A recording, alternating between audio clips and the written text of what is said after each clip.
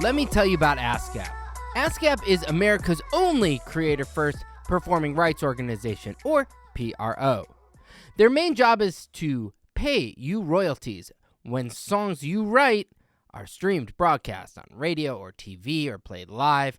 They're great at collecting royalties. In the most recent year, they collected more than $1.7 billion for ASCAP members. So, what makes ASCAP different? They're the only PRO in America that operates on a not-for-profit basis. The only one that was founded by music creators and is still governed by music creators and publishers. And they're in Washington all the time advocating for songwriters' rights in the age of AI. ASCAP represents over 1 million members, including this episode's guest, Steph Jones. If you are a songwriter or composer, ASCAP is where you belong. Writers can join for free. Learn more at ascap.com/whyjoin and follow @ASCAP on socials. Chartmetric is proud to sponsor the upcoming season of And the Writer Is. As the go-to source for up-to-date global social streaming and audience data for artists and music industry professionals, Chartmetric strives to ensure everyone can have a successful career in music. Their easy-to-understand and powerful analytics on over 10 million artists and 100 million tracks will help answer all of your questions, from tracking your stats to discovering new talents. Throughout this season, we'll be showcasing Chartmetric data to reveal insights about our featured artists. Plans start as low as $10 a month. Learn more and get started today at chartmetric.com.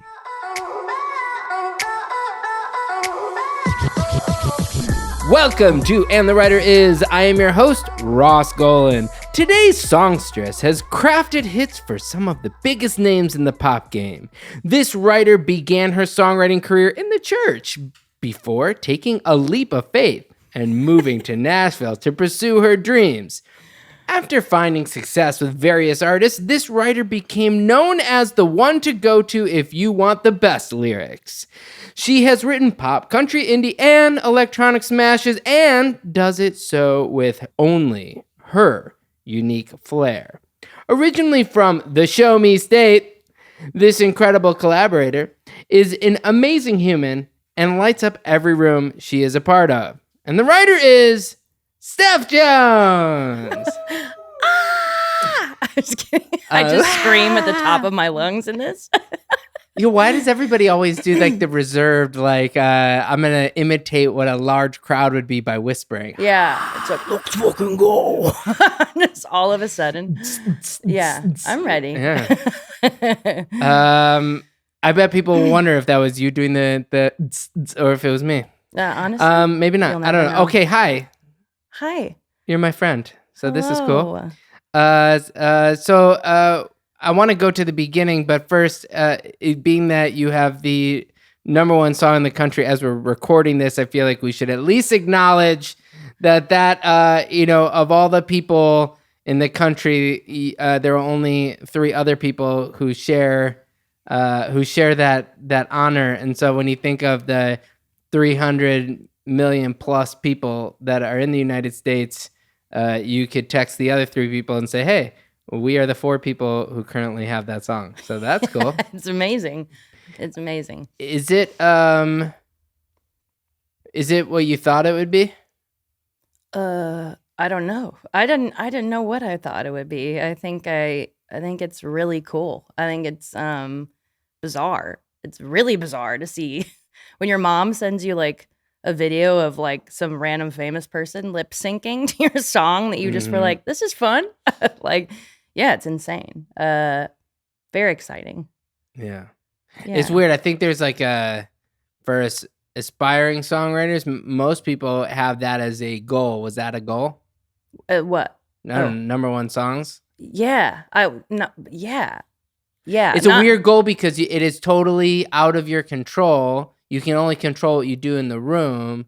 But was that, there was a point in my head where I was like, my goal is to get a number one song. Yeah, literally probably a stupid goal, but kind of like No, not. I truly was like, I had my first, country number one a couple years ago, and I think that was when I was like, I want a pop number one. Like, okay, cool. Like, I don't know. This is something yeah, it feels funny to say it out loud, to be like, I wrote it down though.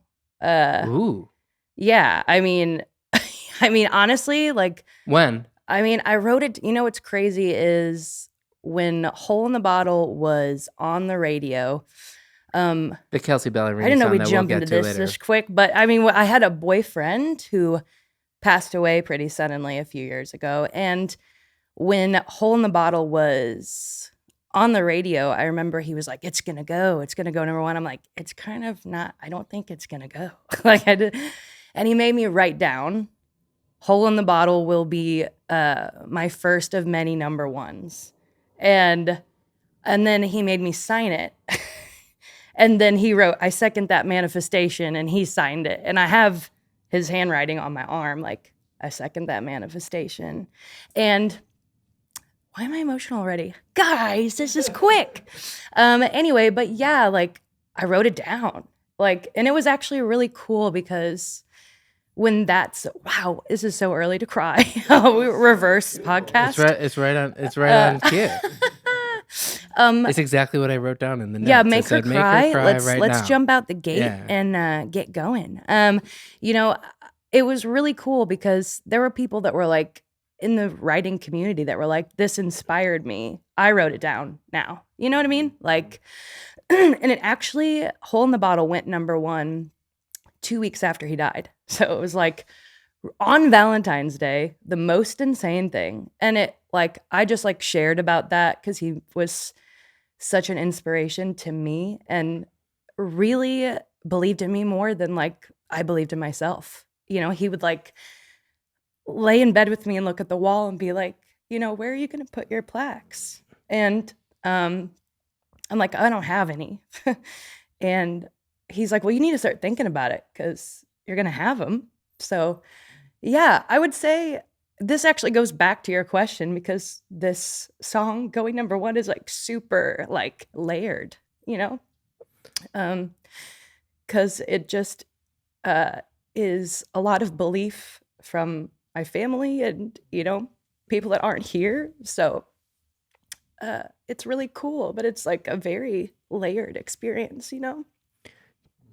Do you have that note framed with your plaques? I don't yet, but I'm gonna I've like was thinking about it the other day. I'm like, I gotta do something with that. You know what I mean?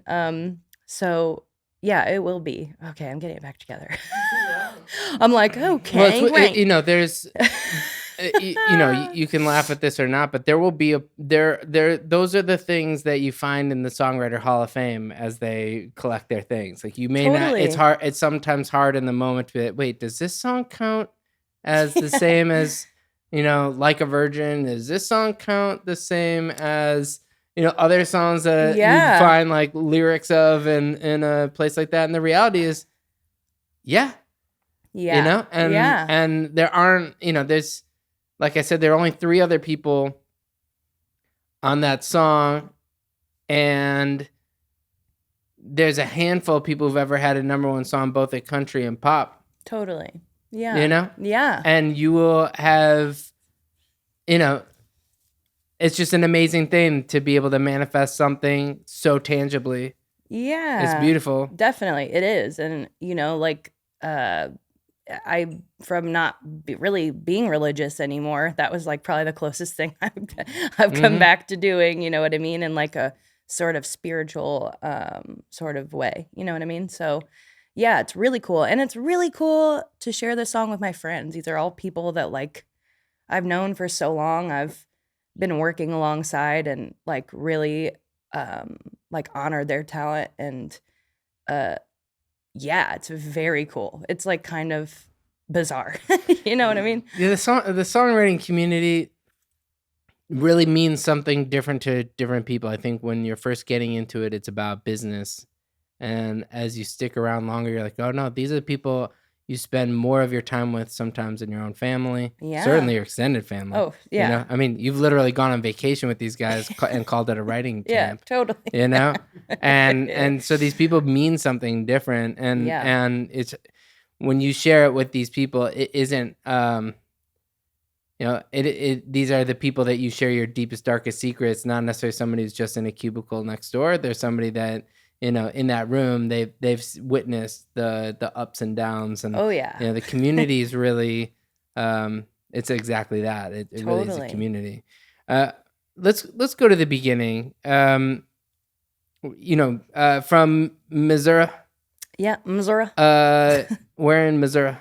Honestly, like an hour outside of the St. Louis. Uh-huh. Kind of grew up in the suburbs there, and then when I was 10, I moved with my dad to out into the country, honestly, and split my time between my dad's and my mom's house. But yeah, I feel like that's why I can write country songs, as I lived in a town of 6,000 people for my whole middle school and high school career. And I mean, we had to drive your tractor to school day. So I was like, this is crazy. Like, I was like coming from the city. Wait, so your parents were divorced? Yes, they And divorced, and yeah, how old were you when they divorced? 10.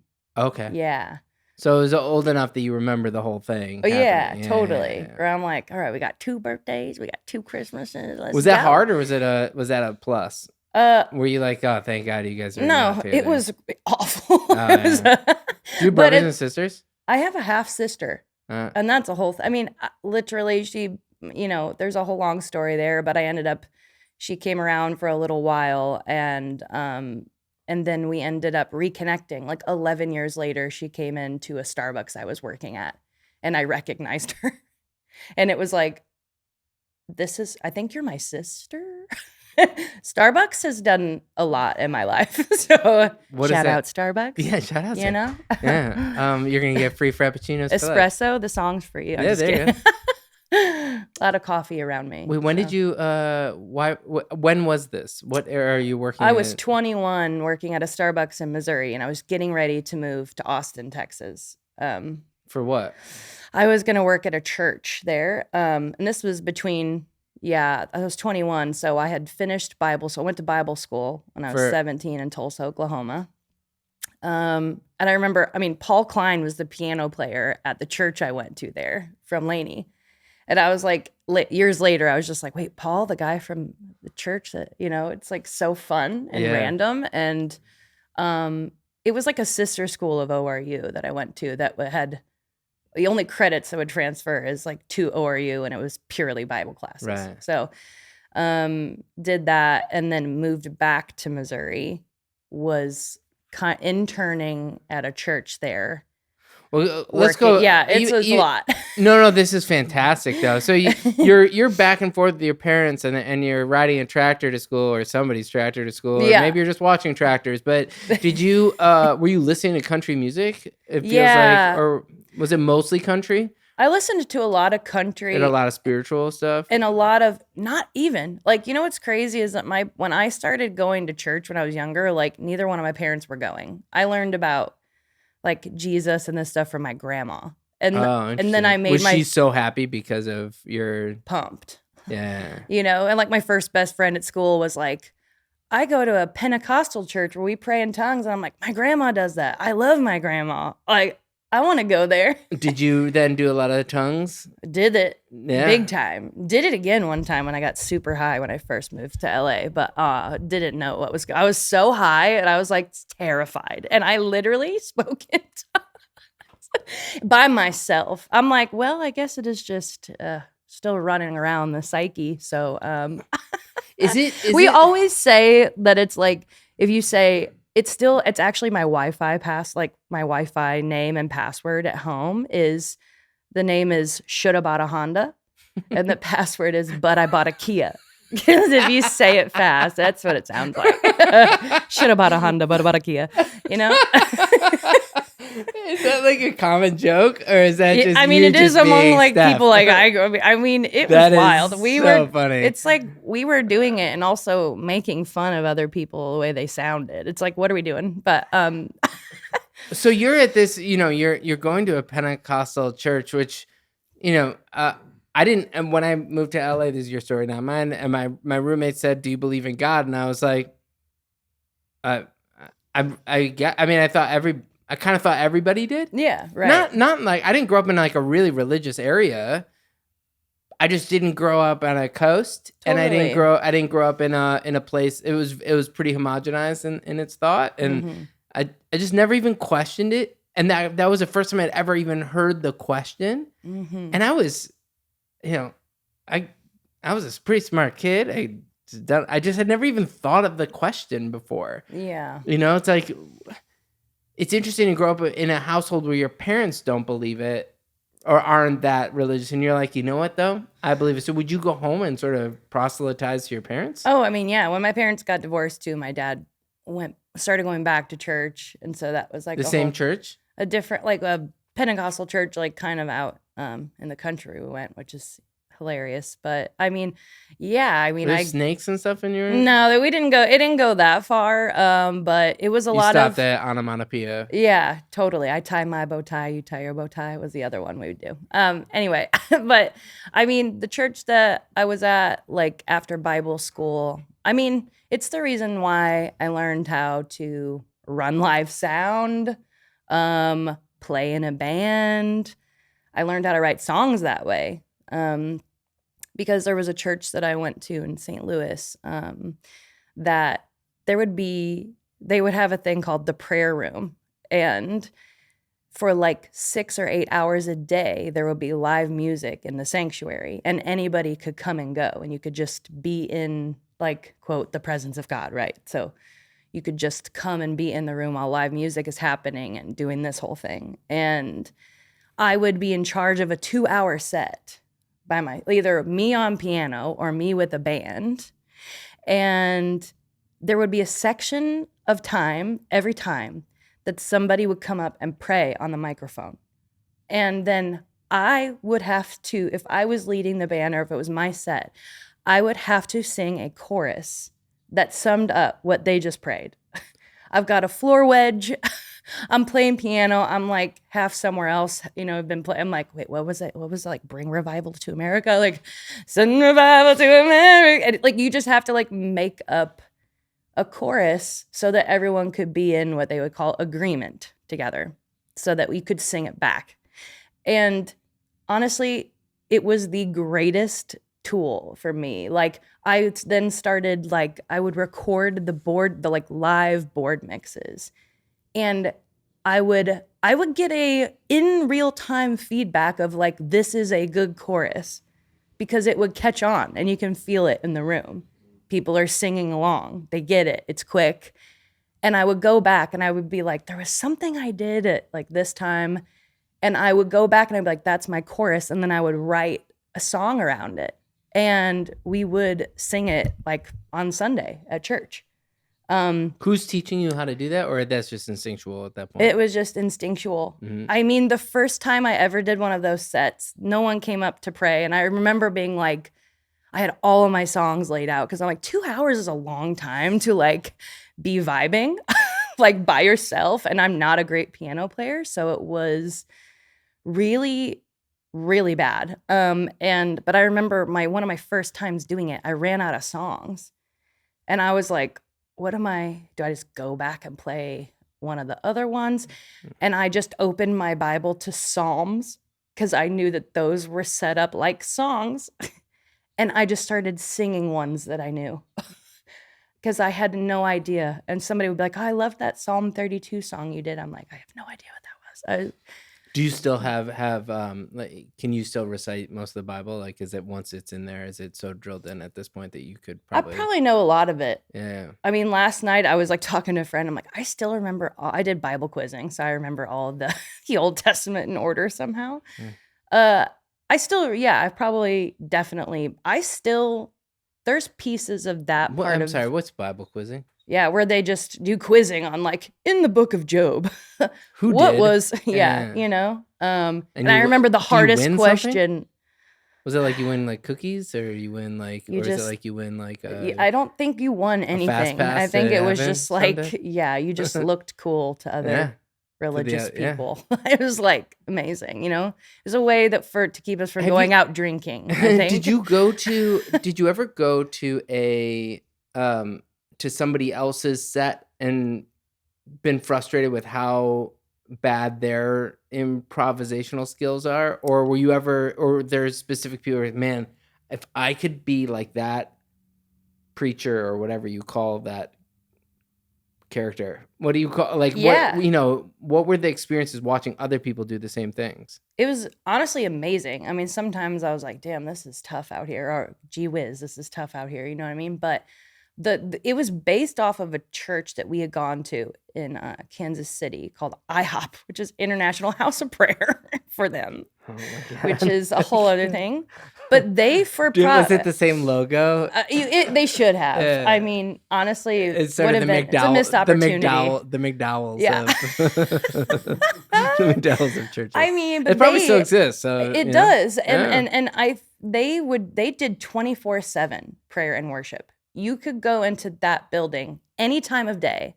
Like sometimes we would go stay there for a weekend, and if you wanted to, you could get up and go to the 3 a.m. session, the 5 a.m. session, the 7 a.m. session. And they literally would vacuum around them. Like nothing ever stopped. The way that they would change out bands, it was like very uniform. It was like one person at a time until you get to the person who's leading. And they did full band most of the time. But I would watch the way that they could turn things into choruses so fast. And I was like, some of them were so catchy. I mean, I still remember some of them. A lot of them turned into songs on albums, you know? And when I moved to Austin, Texas, I then started working at a church. Well, not working. Everything was for free. So it's kind of like the music industry. There's a lot of parallels for me. Jesus is the artist? Yeah, totally. Yeah. You're just like forever an intern. The church is the record label. Yeah. I got it. Totally. Okay, I'm following. The guys make more money. I'm just kidding. Just kidding. Am I? But it is, you know, I always say that pastor, and I went from a small, arguably more sort of culty church, honestly. Like I don't mean to be, you know, rude, but from a church in Missouri that was super specific, then going out to Austin, Texas, to a mega church. It's thousands of people. And then I was on a stage that's like, there's smoke machines. Were you recruited? My friends had, no, I mean, kind of. My friends had moved there and were on staff as youth pastors. And I was like, I got to get out of St. Louis. I don't know. I need to go do something else. I want to be in the mega church. Yeah. Take me to Texas, baby. So they were like, you should just come live with us for a while. And I did that. Packed up my car. I went to Austin. And I always say that pastor was my first A&R because I started helping them write songs there. And that pastor would basically, if we were introducing a new song, we would sing it for 3 Sundays in a row. And every Sunday he would look around. And if by the 3rd Sunday, people weren't singing along, like pretty much like flawlessly, we couldn't do it anymore. So I'm like, so this has to work. Like these people have to hear this song one time and then a break for a week. There's no way to replay this. Next Sunday, hear it again. Next Sunday, hear it again, and it has to stick, or we can't do it. It's like writing a musical or whatever it is. That's amazing. Like, it was the greatest training of all time. Are there any songs that you wrote then that are still being played? Probably.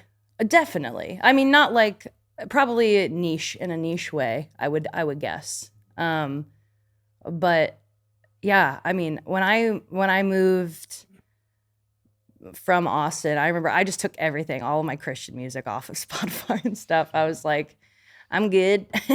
So I don't really know. Maybe not. So, you know, you do this experience.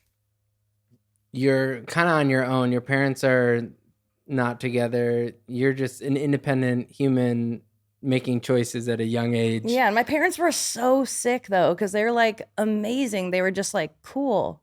Yeah, like I've been supported every step of the way for anything I've ever been like, yeah, I'm gonna do this. Were they ever like, hey, you should write country music, or you should write, or was it sort of not Probably really? my dad. My dad growing up, my dad is a musician and he like had a band. What does and he stuff, play? Guitar, and he was the lead singer of a band.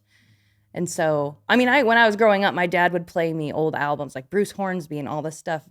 And I remember sometimes he would be like, Former guest on this yeah, podcast. oh, a king. Yeah. My dad would be like, what do you think the single was on this album? I'm like, what's a single? So he was your A&R He was too. ready to go. I've been A&R'd my whole life. It's a Truman Show of childhoods. Literally. You go to Austin. The move to Nashville happens when? Right after Austin, yeah. I had a friend that I went to Bible school with named Lacey Brown that was on American Idol. And I remember it was like the year of like Crystal Bowersox and like Lee DeWitt. Maybe it was like I remember it being like in a time of American Idol that if you were on the top 10, you like played on David Letterman or something. Yeah, you know? Lee DeWitt was sort of like no offense, Lee, if you're out there. I also know you're an Illinois kid, but like, sort of like the beginning of like them not having the same impact as the 7 years before that. Sure. You And know? I mean, my Bible school friend is on there and she's like, you got to come to Nashville. And I was like, okay. I had been there one other time because when I worked at Starbucks, and I worked at Starbucks in all these states too, by the way. Mhm. So I worked for Starbucks for 8 years, like St. Louis, moved to Austin, worked there in Nashville. Are you a good barista still? Yeah. Honestly, I make a pretty good coffee. But like I have like a espresso machine. I'm good with like those kind of drinks, How many milligrams is in a shot of I actually espresso? don't know. I'm more about the art of it. Okay, I don't really Are know you the good facts. Are you good at designs? I can do a design. I also just really like flavor profiles. Like I've Yeah. been doing a soda coffee, What is that? tonic water and espresso with a couple drops of orange essential oil, and I do like an orange coffee soda. And you do that, and you obviously chill it Yeah, for that. Yeah, and fascinating. I love that. Yeah. But yeah, Starbucks everywhere. So but you're in Starbucks for 8 years. That's good healthcare. It's like incredible, literally the best. I mean, I had, But you were back in Missouri when your half sister showed up. That's yeah, and she's amazing. I'm so happy that happened. Starbucks like really brought us back together. And when Are I you worked, guys close now? yeah, Oh, cool. yeah, she's awesome. And the Starbucks that I worked at in St. Louis too, my friend was like, hey, the first time I'd been to Nashville was because she said, I know you like doing music stuff. Like my sister does something in music in Nashville. We should go visit her. And we went and stayed with her. Her name's Sarah Johnson, old Sarah Kanabe now, and she's at Big Loud now. And she was like the first person I met in the music industry. And she was like, I played her music. She's like, I'm going to be honest with you though. Okay. Like, I'm like, okay. Like I was like so scared to play stuff. And she was like, you should meet my friend Beth, who's Beth Laird. Beth Laird. And so, I was with BMI for a long time because of that introduction and again from Starbucks. So then, when I'm in Austin and my friend's like, let's go to Nashville, I was like, man, I really liked Nashville. And so I moved. I was just like, honestly, I was in Austin for 1.5 years and did my thing there, and then was just like, yeah, I'm down to go to Nashville. I think that's where you go to write songs, because what had happened was she was telling me she moved to Nashville, and at the same time, out of nowhere, the only song I'd ever co-written that wasn't Christian ended up being on that show, The Hills. Oh yeah, sure, of course. So, sorry, my story has so many random pieces No, that this I'm is trying perfect. to like. It's I'm literally following. so bizarre. I'll- I feel exhausted. I feel like at I've 36 years no, old. I feel like I've pulled you away from like your train of thought is very clear. Okay, Yeah, great. No, because keep I'm going. ADHD. No, but Tried you're and ti- true, unmedicated. Try and okay, wait, real quick. When you're writing songs that are secular, do you feel guilty? Now? No, then. Oh. That's another question. We'll yeah, get to that. yeah. I'm like, ew. No, I always thought it was very cool. I was like, ooh, we're writing like, I mean, the song was called Butterflies. It's like, it's Yeah. not, it wasn't like pop my ass like this. Like it wasn't like, Yeah. you know what I mean? It Mhm. wasn't like disgusting Mhm. or really sexy or like foul. So I felt great about it. It was more like Colby Calais coded. Got it. Yeah, and the girl that I wrote it with, her like one of her family members is like she is related to Justin Timberlake somehow. And like his mom or somebody sent it to someone at MTV. Like it's like this the most random things of all time. My entire thing is the most random What things of year all is time. that? Years are not good for me. What era was that? I mean, that if you're talking was- about like Lita Wise and going to Nashville after Austin, I was just like 2009. That has to be like 9. Yeah. Somewhere in there. That has to be right around there. Right. Yeah. So you show up, you're part of BMI, you're starting to actually part of the network. Did you move there quickly at that point? I moved there after like 2 months after I went and visited one more time just to make sure. And when I got back, my friend's like, "You're moving, aren't you?" I'm like, "Yeah." So I was out. And you worked like, at Starbucks while you were there, right? Yeah, and I would always go to the city I was going to live in, and I would go find the store that I felt was run well. Oh, interesting. And I would go sure. in because I'd worked for the company for so long. Like I was kind of a shoe-in, honestly. So I was like, I want to go to a good store. And this one that I went to in Nashville they called it at the time the Music Row Starbucks. So it was real. It was like a couple. Was it competitive to work there? Yeah, because it was no drive-through, which is fire. I love no drive-through. Yeah. Possessed by no drive-through. And then you have like a personal interaction with people who show up. Yeah. I mean, and you had people, I had a lot of Vanderbilt students and then like a lot of, I called them my clients. And then a lot of them from Music Row that were about to write that morning. It was songwriters, it was publishers, that was the store. There was Nashville was a different town than it is today. How often do you go to that Starbucks? Probably once a month. Every time. Do they know who you are? No, imagine I'm like, do you guys like? It's like Jennifer Lopez on that video where she's like, "I used to live here." You know that one? Yeah. I love that video. Yeah, that's so much. Very it's humbling. Chef kiss. It's so different in there. Yeah. Honestly, I feel so old when I go in there because now they can wear whatever they want and they have online ordering. I'm like, I would never survive. Like, yeah. But they would have never survived. I couldn't show my tattoos. I had to wear I always had to wear like black or white, like, like collars and but I do go in there. And when I lived in LA, every trip I went to Nashville, I would always go to that store at least once just to like, man, okay, cool. Yeah, I like was here. Like Starbucks was a huge part of my life and personality. The story of the Frappuccino is pretty famous, but I feel like that's an anecdote that we should say. Wait, isn't the story of the who created the Frappuccino? Do you know this? No, tell me. Kenny G. Kenny G. Mm-hmm. This feels like some folklore that like you could be lying, and I would be like, "Wow, I believe this." Well, he's one of the original investors. He's from Seattle, and he's one of like the original like 6 to 8 investors or something like this. I'm going to get this wrong. Somebody's going to call me out on it, but that's fine. But it's something like that. And there was a blended coffee drink at a local coffee shop that he would go to.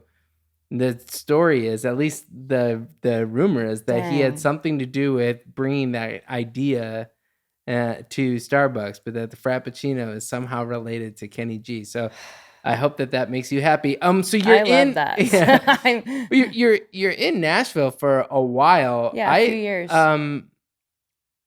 Most of seems like you were doing a lot of writing, you were doing a lot of working, but it wasn't necessarily getting you like major label cuts yet. Oh no. Like I was going out to bars and hanging out and just like meeting people. And I remember, like some of my earliest people that I met in Nashville were like Casey Musgraves and Maren Morris. Like my friend Scott that worked with me at Starbucks was Casey's drummer for a long time. And this was super early on. Like this is when Casey was still like singing in writers' rounds. Do you know Adam Ollendorf? Yes. Adam was what a sweetie. Yeah, Adam taught me how to play guitar because we grew up on the same street in Deerfield, Illinois. I love that. And then he played with Casey. Yeah, he did. And it was just like, what a cool guy. Yeah, I mean, shout out Adam. I talk to him all the time. Yeah, he's the best. Nice people. The best. I mean, I would just meet people out. Like, I met the first like artist cut like that I really had in pop was I had met out one of these nights out. I think we were at Losers or something. Is when I met Fancy Haygood, and he like asked to use my lip gloss, and I was like, I love this man, like. And we started writing. Me and him and Jesse Frazier wrote his, first single as a solo artist called "Goodbye," and that, that was my first song on the radio. But kind of when that happened, I mean, I was still working at Starbucks before that song came out. I was working at Starbucks, and which part do I tell here? Basically, my little town in Missouri that I grew up in, one of my friends from there, Lindsay, her older sister is married to Mike Daly at Hollywood Records. And she was like, sent him some terrible song of me singing piano on my Facebook or something. And then he calls me, he's like, what do you want to do? I'm like, I think I just want to write songs. And at the same time, I met my other publisher, Greg Gallo, at Starbucks, because his wife, Carrie, would come in every day, just sit at the end of my bar. And she was like, what else do you do? I was like, well, that's rude. I love coffee. She's like, no, like what else? What's happening here? I'm like, I'm trying to write songs. She's like, I'm a publisher. You should come by and play me some stuff. I'm like, okay. So I did. And she's like, this is a little too pop for me, but you should meet my husband, Greg. He comes into the store. I'm like, the guy that gets the venti Zen green tea. Like I still this day, I'm like, I remember people's drinks. And I went and played stuff for him. And did you bring him a venti green? I probably Zen tea? Tea? Honestly, I probably did. He's probably, that'll get you a publishing deal for sure. I'm like, please. Yeah. Then I met Mike Daly, and he was working at the time on a album for Lucy Hale, who's an actress, and she did a country album, and she and I ended up meeting and just totally hitting it off. And long story short, I ended up taking a hiatus, and I was a personal assistant for her for a few months on the road during her radio tour. So you experienced that. So too. I experienced being with an artist, seeing what they go through. I'm like, the Good Morning America call time makes me sick to my stomach. Like, God bless everyone who does that. If you're a songwriter or composer, you have to join a performing rights organization, or PRO. Performance royalties are an essential part of your income, if not your only income. ASCAP is America's first PRO, and the only one that operates on a not-for-profit basis, which means the money they collect goes to their songwriters, composers, and music publishers. And ASCAP supports you in a lot of different ways, even beyond the royalties. They run workshops and networking events for creators, like the annual ASCAP Experience. Check it out at ascapexperience.com. They got tons of resources on their website to help you learn about the music industry. They've even got a wellness program. I really respect that ASCAP is a true democracy. ASCAP members elect their board of directors, and the board is made up of music writers and publishers. They've got over 1 million writers, including this episode's guest, Steph Jones. Writers can join for free. Learn more at ascap.com/whyjoin and follow at ASCAP on socials. Our good friends at Chartmetric have all the data you need to power your music career, from playlist placements to stream counts to follower demographics and many more. It's never been easier to understand how your artists fit in the music industry and how they can grow. Chartmetric does the work for you, providing actionable insights and visuals on their up-to-date global data that covers over 10 million artists and 100 million songs, so there's no math required. Use it to find out things about your favorite artists and any of the artists and writers on this podcast. Plans start as low as $10 a month. Learn more and get started today at chartmetric.com. Yeah, the anxiety I would have when I only did a few morning shows, but performing at 7 a.m. on an East Coast time, like your voice has to be solid, and you are supposed to pretend like you got some sleep, and it's just I don't know how those guys aren't constantly having anxiety attacks. I have no idea. Yeah. I have no idea. Yeah. You know, so I'm out on the road with her, and while that's going on, Fancy's like, you know, gonna be putting out music, and I think eventually Mike and Greg were like, why don't we try to sign her together and do a joint venture? And Greg was at Big Deal. At Big Deal. Right. So that was my first deal, was a joint Big venture. Deal and Disney. Yeah, 2 deals with them. Yeah. Right. Which is just so when the you most got random that deal, thing when you got the publishing deal, did you quit Starbucks? I did. I quit when I worked with Lucy. I was like, I can't. But you never went back after Never that. went back. I mean, I was terrified. I'm like, this insurance is so sick. I mean, we still don't have insurance as writers, so it's like I'm like, should I go do like it's like you do like 30 hours a week on average to get full like benefits. So it's sort of like when Evan Bogart had the #1 song for SOS, but he still was a booking agent. Yeah. And he still worked at that. So you could be Evan. like this some person with the #1 song who's working at Starbucks. I mean, when you go into Starbucks, what's your order? And this is the last question about Starbucks. I don't know why they're getting so I know much it's attention. just like sponsor me. Yeah. I don't know. Like I don't know what you would sponsor me for, but it's like I mean, I still get it all the time. I do a shaken espresso with no classic, 1 stevia, cinnamon powder, and coconut milk. That's the drink. You're just always my favorite person, no matter what your answer is. It always just works out for me. Like internally, it just everything's a smile on the inside. Okay, so you go. You moved to LA though for a bit. Like when I met you, you were in LA. So when did you move to LA? Yeah, I moved to LA. And why did you move to LA when you seem to have traction and friends and everything in Nashville? Yeah. What's the point of moving to LA? Great question. I never thought I was gonna live in LA. I just thought, like, yeah, I've done it. I'm in Nashville. This is what you do. I never even realized. I never even really thought about LA. But when Fancy's song did pretty well, like it was like a top 20, on radio. And when that happened, I think that my team and everybody, it's like, well, I am a little pop for Nashville right now. And but I really learned a lot in Nashville about how to write a country song and how to write lyrics and how to turn lyrics and like that kind of a thing. I really learned so much there in the years I lived there. But yeah, it kind of got to a point where I was just like, well, I might as well try it because I'm getting pop traction and young enough that it'd be silly for me to not try. And so I think, I was like 27 or something when I moved. So What year is that? Sorry to do that. Years are bad for me. I mean, I'm 36, so okay. So I was 26. 9 years ago. I was 20. Was that the math? Yeah. Okay, 25 or 26 when I moved to LA, and I was here for like 11 years ago. 9 years, 8 years. Even coming here, it still is a minute until you start getting sort of where the cuts become kind of consistent. Totally.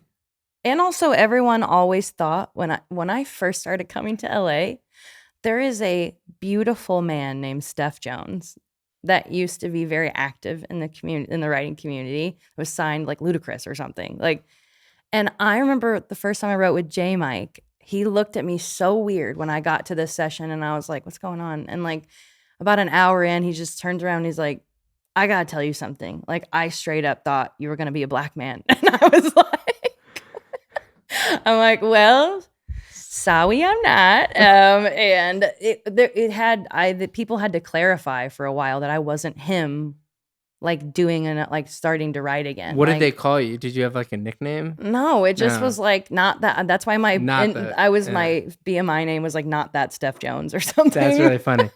Because I was like, everyone always, even now, if you look it up, both of our picture. He has a Wikipedia. I do not. So it's like. Are you mad at that? No, I love it. I think it's incredible.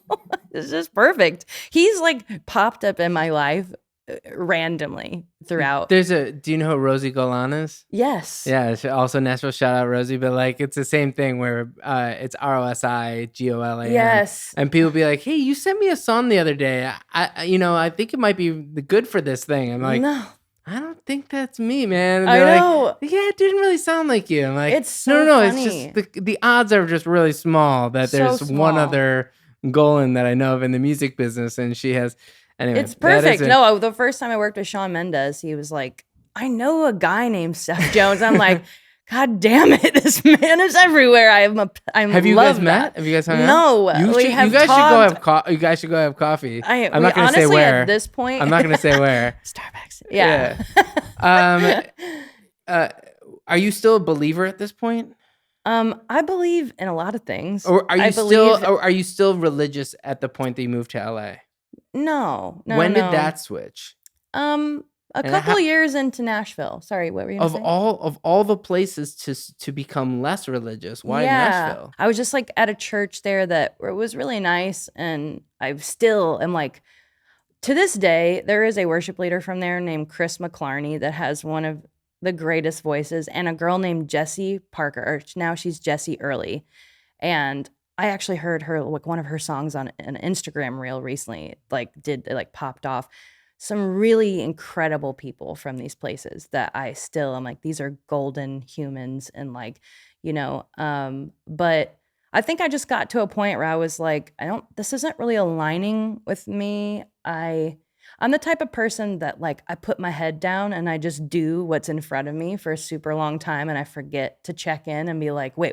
Like, do I agree with what's happening with me? Right. Yeah. Was there it's sort of that person who said, do you believe in God? And it was like, wait, what? Yeah, I'd never totally. even. Yeah. I'm like, this is my life now. And then I'm like, wait. Who said that? Who or what made you just think of it differently? I think it was like years of unwinding for me, because there was a lot of really crazy stuff that went down at some of the churches I went to that were very bizarre. And I slowly was like, oh, like these people definitely aren't perfect. There's people in leadership abusing their role as a leader. I think slowly and surely just became really disillusioned by it, feeling like like most things when you see behind the veil, like I was too close. I think it's really just the part that didn't do it for me anymore was the like organized religion part of it. Like, and the, like there being,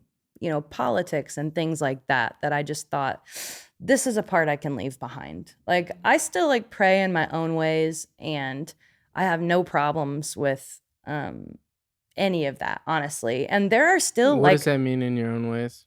Well, I still apply a lot of my religious training and learning in my songwriting. I think that, like I used to, before I would go into sessions, there's like a prayer. The Lord's Prayer says, "Give us this day our daily bread." And that is one of the things that I always think about, because when I think about daily bread, I would just be like, before I would go into a session, I would just kind of sit in my car and be like, yeah, give us this day our daily bread. Like, I don't want yesterday's bread. That's stale. And I don't want tomorrow's bread. It's not ready yet. Like, I want what's for today. And so just even like energetically, whatever you want to call that, I thought, I want what's meant for today in this room at this time with this person, in this session with this song. And so I apply a lot of that. And even the way that I typically write, I don't really come prepared. I work very well catching things. Just that's my like shooting from the hip sort of thing. Also, I mean, that's what we still draw from who we were when I was 14. It took forever writing songs. I still take forever writing songs. And you're singing at a church, we have to come up with a chorus in the moment. Yeah. So you still write a chorus in the moment. And I still, like, there's sort of energetic antenna that is up for me at all times. Like, not to be woo woo, but like, I mean, I was with an artist and with a producer the other day, and we were getting ideas started for an artist, and he was playing these things, and 2 different times, and this is not like about me, like, oh, but just like, this is how it kind of works for me sometimes, is I started singing a reference. I sang some like other song. You know how we do. We kind of like riff and like, oh, like sing a melody or something over it. And he was like, whoa, we've been referencing that actually. That's so cool. And then we went on, and then I'm like, I sang like a whole other like early 2000s song that I would just popped into my head, and he was like, "Dude, we just referenced that like 2 days ago. Like Yeah. this is weird, you know?" And so sometimes there's just like the thing that always has drawn me to music and to creating is like there's some otherness about it, this artist, about this voice, about this song. The thing that you can't put your finger on is the thing that I want to tap into. You know what I mean? Does that make sense? Sure. Is it hard to sort of define your own religion the way that you have in a way? No, I think LA was great for that for me because here it's kind of like, yeah, crystals, cool. Like incense, love it. Um, whatever, like Whatever you believe tarot is. cards, perfect, you know? And I was able to sample the buffet of belief uh and spiritualism and things here. You know, when Nashville, I remember first started yoga was like actually one of the first things that was like, whoa, connected. I felt this is very cool and feels spiritual. And I remember people from the churches that I had gone to had seen on social media that I had like posted something about me going to yoga, and I got so many messages of like, you should be really careful. That's, you know, like you're in agreement with like demonic stuff. Like it was bizarre, you know what I mean? So, Mm. um, uh, but I lost a lot of relationships when I left those kind of worlds because I was no longer, you know, really like I was saying fuck and stuff. And I would say it anyway, but I was just so like You say it in quiet about private, it. yeah. Like, listen, like I've always had a filthy mouth. I was like, my mother is the most amazing person and she talks like a sailor and it's the most iconic thing in the world.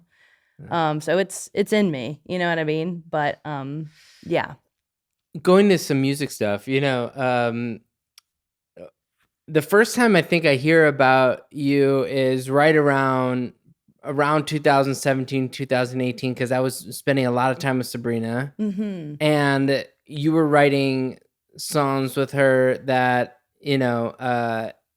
with the same friends that I was writing with, just like, the way top liners work, it's you were in one day, then I'd go in the next. Yeah. And there's this, maybe there's 5 writers that were in that project that just kind of floated around.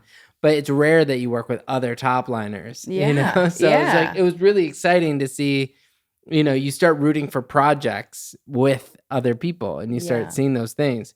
I don't want to skip too far ahead, but there's a relationship that you created with Sabrina at that point that a lot of her co-writers, her current co-writers, weren't the co-writers in 2016, 17, 18. Sure. What was the relationship that you had with her at that point that allowed you to grow with her?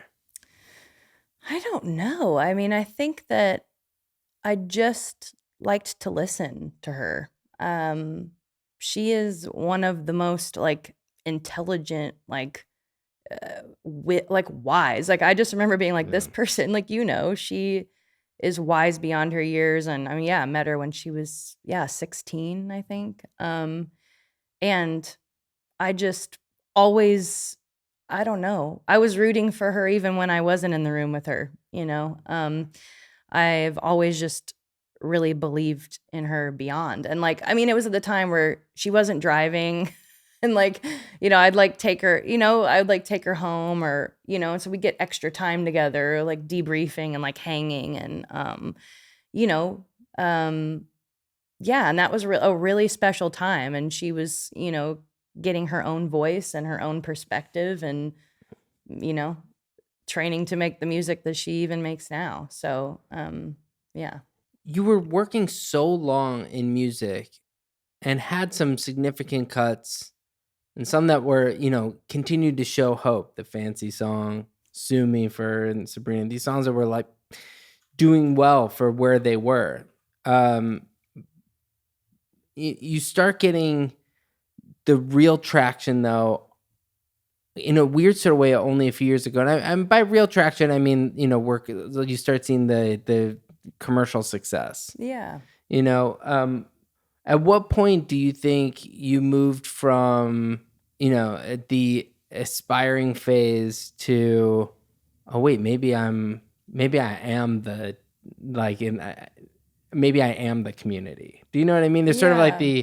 I'm on the outskirts and I'm playing sometimes, and then there's the, oh wait a minute, I'm getting the calls to work with, you know, Selena Gomez, and I'm getting like the Celine Dion song, and you're getting like these names where you're like, oh, this is clearly at the time a level up. Not to say that, you know, if you knew then what we know now, like Sabrina was unbelievably talented, but she didn't have the commercial success she has this week, Sure. you know, at the time. But then all of a sudden you start working with some of the names that had the commercial success. What were the moments where you started realizing, oh, I'm actually, maybe I've made it? Are you there yet? I don't think so. I was like, when was that moment? I like very much identify with being an underdog, which is something that like my friends have been like, yeah, you can't be that anymore. Too bad. I'm in the middle of aligning with the new story in my head. Like we all have a story about ourselves that plays all the time that we talk It's to. the same checking in that you have to do that you said before. Oh, wait a minute. And that's, you know, like I'm in the middle of that right now. You know, like I started realizing, you know, when, you know, Jessie Frazier, I had met Kelsey Ballerini at like a party, and she was like, do you want to come on my bus and write? I'm like, okay. Like a lot of just like no idea how this had happened. And then Jessie Frazier was like, do you want to come to the beach and write with us with Kelsey?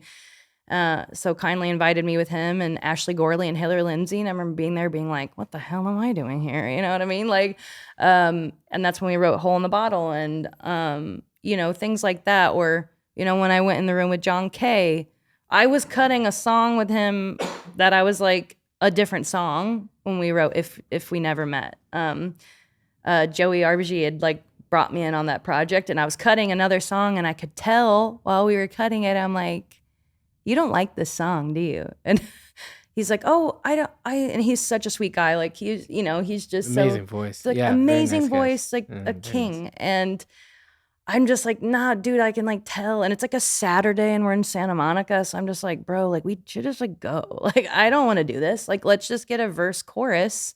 And he's like, oh, well, Joey said you could stay and write with me today. I'm like, oh, well, then fuck this song. Like, let's just write a new song. Cause like this, I don't believe you singing this thing.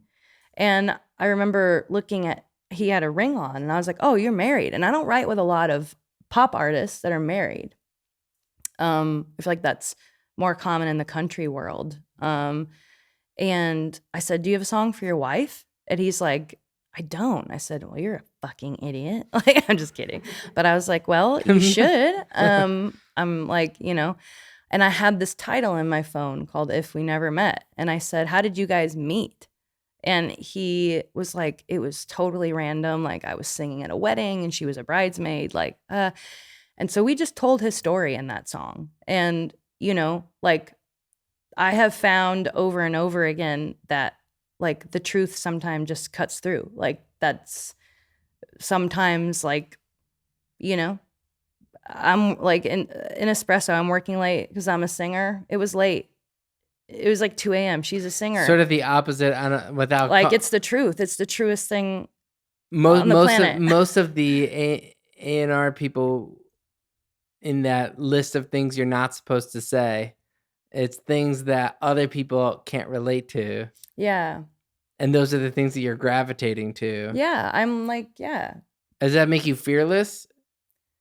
I think I just have to write what's in the room. It's like, what's here? I don't know. Like, because... Are you trying to write hits? No, I don't know. I mean, probably. I want to write something that is good. I want us to leave the room and be like, we like this. But I don't... Like, the hit to me is like a forever moving target. There's always something just like that you can't put your finger on. I don't know. And like, I can't chase that. If I can't see it, I can't chase it. I feel... Like, I've never been like, I have to write a hit today. I don't know what that means. No, I mean, somebody who can write a chorus on the fly, like, good on you. That's that's amazing. But like, one of the things that's my favorite things about you is how clever your songs are. And when something like Nonsense does what it does, it's really frustrating. It's really frustrating because you're like, this is so smart. And it's smart. And you guys, you just hear the fun. You might hear you guys literally on the recording having that fun at the end and all this stuff. Like literally laughing. Like literally laughing, yeah. and it's like, and it's also the most Sabrina thing to do, that kind of lyric at the, but it's just like the funniness and the progression of each line, just being like, are you kidding? Like, are you really allowed to do this? And the answer is, of course, yes. Yeah. But you kind of have to be brave to do that. We were saying when you first got here, because you're with an artist for a few days, and how extraordinary that is in this era, because everyone's always just giving you one day, and you kind of still, if I have one day with someone, I'm going to swing for the fences. If I don't hit it right, then that's fine. But like, you don't necessarily have the grace to dive in to try to make every line funny. Yeah. Or you might not have the time to go and really edit your way through. Yeah. And here you are, like, it just seems like you're either so incredibly efficient, or you're spending a lot of time, or whatever it is. But songs like Nonsense kind of just, they kind of wreck me. It's like that thing. It's like, thanks. I love it, because it's exciting to be. Oh man. I mean, and Julian is the king. Like I love working with Julian Bonetta, and what I've done, with Julian and with Sabrina together, and Julian with other artists, like, he really pushes too, and like, so he honestly is a big part of a lot of these songs too, and he's a great songwriter, not just a producer, and like the dynamic that you can have with people is just, that's super important. It's like, and when we wrote Nonsense, we were in Nashville, and Julian had the idea to like add like, pedal steel or something with the 808s. And we're like, I haven't heard that. That's cool. Like, we're in Nashville. Like, what's here? You know what I mean?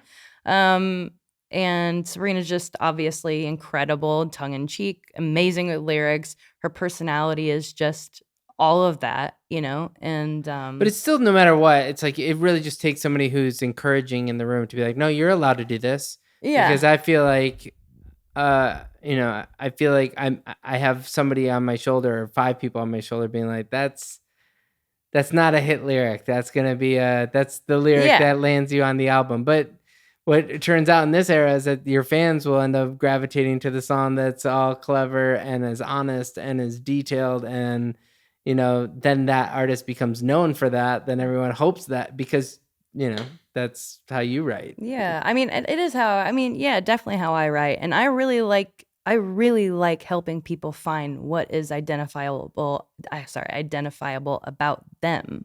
That is what I really love doing. Yeah, it's just finding what makes this person special, like their voice, their perspective, like, what is it that you can do that other people can't do, or that you are the best at, that I feel like is really important, and even when I write with like my friends, Maddie Diaz, who's amazing, singer, songwriter, folk. I mean, I don't know what you consider that. It's amazing. She's so talented. Like, each person is a completely different target for me, and I'm coming into their world, and I am in the service industry. Like, I am like, how can I help? Each room I go into, I'm like, where do I fit here? Who is in charge? That's a big question. Like, sometimes it's not the artist. Sometimes they're burnt that day and don't have anything left, and someone else has to steer. Or, sometimes you're with a band and it's actually the bass player that is like, oh, you're like, you have to read undercurrents and be like, oh my God, like, everyone's looking to the bass player. I've been looking at, who's in charge here? Like, is a big question in a room, I think. It's like an REM thing. It's not Michael Stipe who writes most of the songs. Yeah. You're like, what?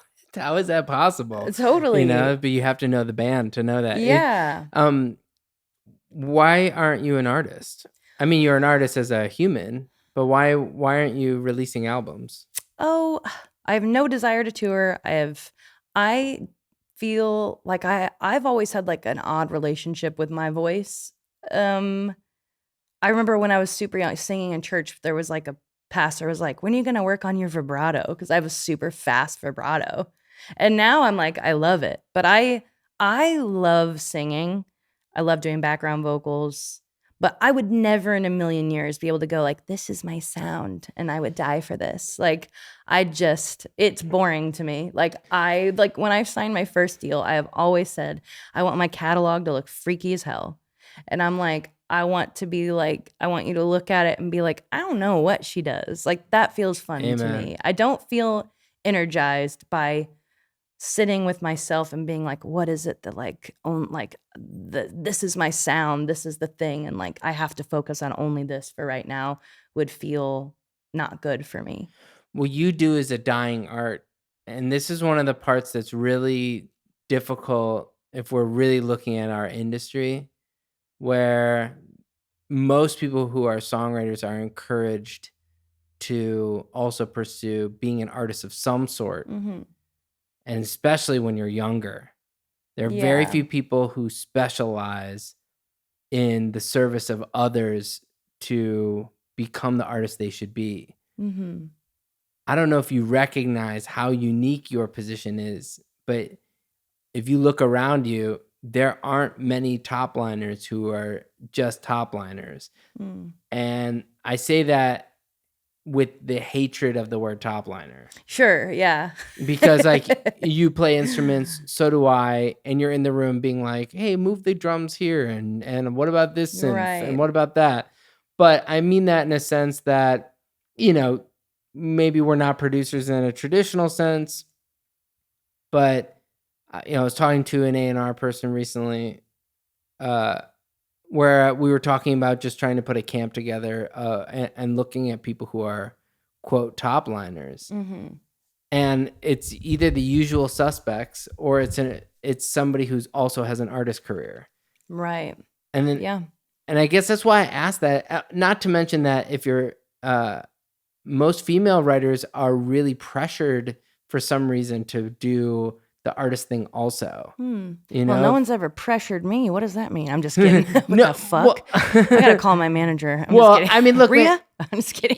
you got you got you got your publishing deal because someone saw you playing Yeah. piano, a video of piano. So Totally. you're kind of a liar. Yeah, But, yeah. so I mean, there's artists inside all of us, right? Like, it's not Yeah, like, yeah, you know, yeah. of course I've like, you know, been like, oh, there is this song. I don't know who could ever sing this, and I love it so much. And like, but then I think about what that would require, and I'm like, next, do you write songs alone still?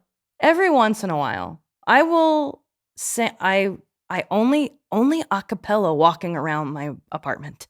I don't sit down I have voice memos of just like, what key am I in? Unsure. You know, what's the timing on this? Like, you know. Do you have a personal life? I do now that I moved back to Nashville.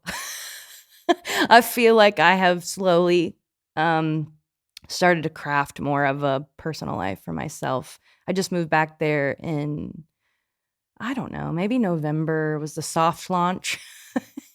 And I'm looking at Joe. I'm like, right. And then since February, really like fully, like got rid of my place in LA. And I think that was part of my next, you know, head, like, whoa, I woke up for a second and I was like, wait, do I want to be in LA? I have no problems with LA. I love it here. The weather's beautiful.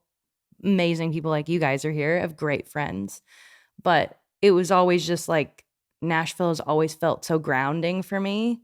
And I found myself just like working so much here. And I wanted to move into a different way of working. And it's been amazing. I've found a favorite bar that I go to. What is it? It's called Shulman's. It's on the east side. It's a part of my personality now. How often are you there? Well, they say it's a music city with a drinking problem. Wait, a drinking city with a music problem. But I'm there like 3 times a week, maybe more. I mean, I have my meetings there now. I've like become friends with the bartenders. They hide cigarettes for me. sometimes because I try not to smoke very much, but sometimes you love it. And yeah, and you run in, I was just there hanging out the other night. And the next day I had a session with JP Sachs and Molay, and they just walked in and I'm like, what the hell? And Yeah, it's that's like a little amazing. neighborhood bar, and it's just magic. It's just like one of those places you want to run into the people you're going to run into people you love there. It's on the east side, super nostalgic for me because that's where I lived the first time I lived in Nashville. So, yeah. All right, we're going to go to the next segment, which is a Mhm. 5 for 5. I'm going to just name 5 things. So usually I would say just like a short answer, but the first one's not going to be short. We're going to go with scents and perfume. Okay. Wait, 5. Okay, you want Well, 5? I'm going to just list Okay. 5. I'll I list was like, 5 oh, God. things. I'll list 5. I'll list 5 things. Name 5 scents. I'm like, But like, I don't think people realize how if you were not in music, you'd probably be in the perfume making industry. So let's Yeah. go with that. Number 1 is going to be perfume and scents. Okay, you want 5 cents. I don't know. Just tell me. It's the first thing on a list of 5 things that you can say whatever you want. This is so confusing. I still You have just never want me to been say whatever I want about scents? Yeah. It's There. amazing. I love scent. I wear a different fragrance every day depending on what I'm doing, who I'm working with. How many fragrances do you have bottled? Probably like 35 And or so you so. just choose a different one per day, sort of And like people put I on like sometimes I wear sunglasses. Yeah, exactly. Sometimes I wear like 2 at a time. I usually layer, I wear 2, and I've been actually like helping a lot of artists find fragrances to kind of go with their albums, like for them to Oh, wear. cool. That makes it's like a timestamp for them. Has anybody wanted to bottle it and make it, something that's commercialized that Well, they would sell on tour? I don't make them from scratch. I'm just like foraging for niche fragrances, and sometimes we'll wear, like Ash, for instance, the artist Ash. On her last album, we layered 2 fragrances, I don't want to say them in case she wants to keep it. This is the thing, is sometimes Yeah. for artists, this is so It's personal. theirs. It's theirs, Uh, and it's very important to mark a time like that. And even the other day, we were picking out some for her new album, and she was like, I still wear that other combo. And I'm like, oh my God, my sophomore album. Like, this is so cool, nostalgic when I put it on now Amazing. that I'm in a new time. And yeah, just something for them, Yeah. Because once you put out music, it belongs to everyone. Like that now, everyone does what they want with it. And maybe just for you, this is the way you can remember the album. You wanted it to feel this way for you. Is there a scent from your childhood that the minute you smell it, you're back in Missouri and you're...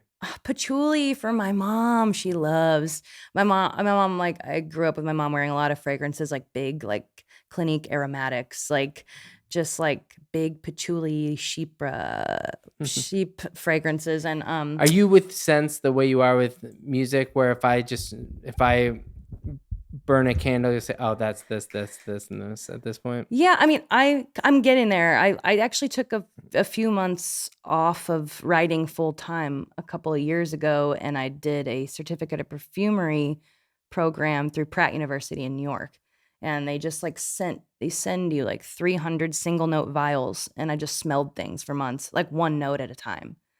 And so they taught you how to like even feel it in your body. And so now when I smell a fragrance that has more going on, I'm a lot better at picking a scent out, be like, oh, I that's... think you were just finishing that when we were working with Kenzie and Wendy. Yes. And it was, it's like, it's just cool for people that, it's not, I hesitate to use the word hobby because who knows where it'll end up, and it's something you really love, so it's hard to call it that. And it's the same way that I write a song. Good. This isn't for me. This is for you. Yeah. But I can ask you the questions that lead you to your answer. You know what I mean? Beautiful. So it's very, music and fragrance is very like they cross paths a lot for me. So okay, next one, I have espresso, and I mean it like the drink. Yeah. I love it. I love espresso. Put it in my bloodstream. And I make it every day. Let's go with Los Angeles. Beautiful sunshine, lovely people, big parties, big vibes. I'm just saying words. I'm just like words. doing. Let's go with your dad. My dad, king. Hilarious, musician, fun, Let's go with your mom.